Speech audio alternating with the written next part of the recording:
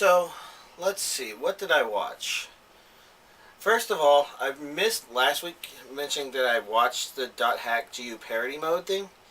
I don't know that there's much to comment about that. There's some amusing stuff about it, but it's just a parody mode, just taking scenes from movies and adding new dialogue to them. I think I actually watched it before and just forgot.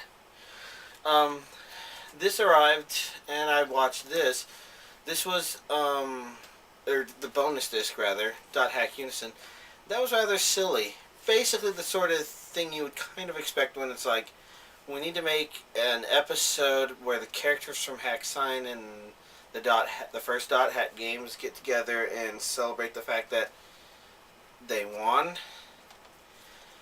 But of course, there's nothing for them to really do, so it's just kind of silly in that regard. Um, let's see. Before we continue that, I watched all four of the original Dragon Ball movies, and actually, I thought they were pretty amusing to watch. The basic idea behind the movies is that the first three movies are kind of a restart of Dragon Ball from the moment when Goku and Bulma met, and in the fourth movie does that again. So you got three meetings between Bulma and Goku, and when they start going out to collect Dragon Balls. So it's kind of amusing because what they end up having to do is come up with contrived ways to have the characters go through a lot of things that happen in the series, and it's so amusing over the top that it almost feels like a troll of the original Dragon Ball. Or the first three movies are like that, so I really thought that they were amusing in that way. I don't know if they were intended to be, but I thought it was pretty funny. So I enjoyed watching those. They're quick watches, but there's just so many things about the story that have changed. As a good example, their immediate bad guys right off the bat are... Oh, who did they combine? They had the Red Ribbon Army characters working for other characters. For, I guess, this random king person, maybe? I guess I wish I remembered the details. But anyways, first movie basically introduced the basic characters. Second movie introduces Goku and Krillin when they have to go out and pick up a girl from Master Yoshi. And the third movie is, what was it? Chiaotzu Tien General Tao stuff. So, all in all, quite amusing. The fourth Dragon Ball movie was pretty different in that it actually stuck to some stereotypical Dragon Ball stuff. Basically, instead of Dragon Ball beginning with Goku and Bulma searching for Dragon Balls, meeting up with characters, and having to compete with Emperor Pilaf for Dragon Balls, it was actually them competing with the Red Ribbon Army from the beginning. So it actually was pretty good and pretty well put together and pretty awesome. And the most interesting thing was just Goku himself, who requires a lot less training, a lot less development, whatnot. So he really is this ridiculously strong boy who was found in the middle of the wilderness, who's helping this bitchy, knivey lady try and get a wish to meet the perfect boyfriend, as always happens. So, anyways, that was that, and the other things I watched are related to this. Now, before I talk about the Garden of Sinners, which I looked up the name real fast, it's Kara no Kyoukai. That's the Japanese name, I guess.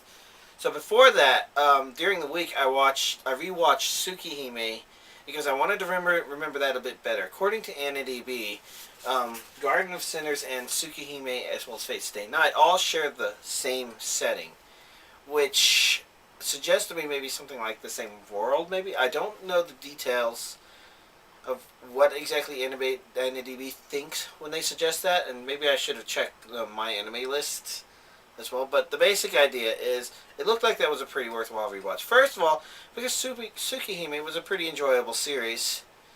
Some cool stuff here, some funny stuff there, and mostly because Tsukhime specifically is about a character who can see death, I guess is what they were kind of saying. He sees his lines that he has to cut. And it sounds like that's the basic premise of what this guy has. They called him the same thing. Something like death seeing eyes or murder seeing eyes or something. I don't remember. I should have checked that before doing this review. Anyways, so that was Tsukihime, and I only watched the first movie of this. First of all, because my Blu-ray player had not arrived, and I was borrowing Mom and Dad's player downstairs. I didn't want to take up too much time. And my goal was basically to just watch it and try and judge the subtitles, and I have to say, the subtitles worked out. The first movie, the contents of the first movie, it's actually kind of in a so-and-so place where it's really hard to judge it.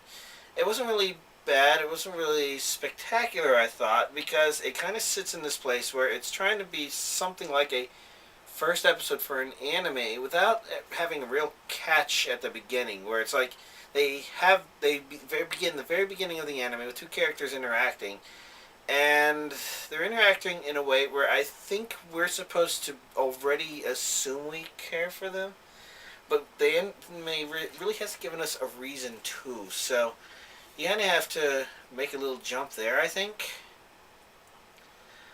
But I don't know. The real problem was just that, there was that, and a lot of this movie was pretty stereotypical Japanese movie. Oh gosh, what is that word? Pretentious, I think. Pretentiousness, where the characters babble on about pseudo-philosophy sort of stuff, about blah, blah, blah, blah, blah, blah. As if we, the viewer, are supposed to care a lot. So, the series overall is rated high, which means that I can only assume that it is not rated super high because of the first movie, which didn't really make me think too much. So instead I just tried to focus on the non-part of that where it was about the overall mystery story going on, which was okay. It's not a super spectacular boom, boom, boom kind of opening like a lot of stuff.